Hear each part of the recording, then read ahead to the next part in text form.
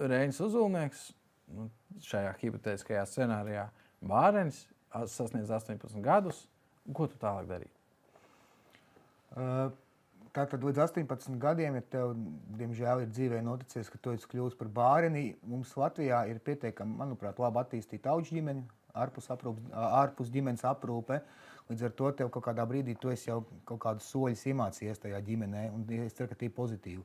Ideāla variantā man šī ģimene adoptē, un es kļūstu par pilnvērtīgu šīs ģimenes locekli. Bet man varbūt distancēties no tā, kad es esmu bārenis, ir tā iespēja, ka es esmu jau sācis strādāt 16 gados. Līdz ar to man vecāki ļoti agri izšķīrās.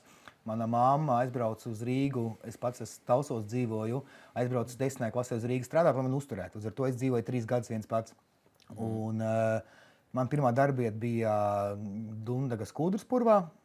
Fantastiska pieredze, pat labi varēja nopelnīt, tā kā jau 16 gados iemācījos pats nopelnīt.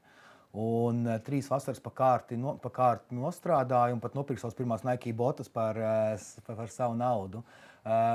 Atbraucot uz Rīgā, studējot, es studēju Latvijas Policijas akadēmijā jurisprudenci. Jau zinu, man māma teica, nāc pie manīm dzīvot, būtu lētāk. Es izvēlējos to ceļu, kad es dzīvoju Kojās, jo es gribēju būt patstāvīgs.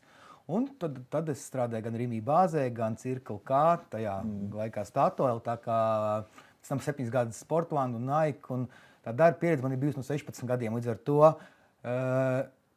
ja jaunieši saka, ka viņiem nav iespējas atrast Rīgā darbu, tam es nekad nepiekritīšu. Iespējas jauniešiem Rīgā vai Pierīgā atrast darbu ir ļoti liels.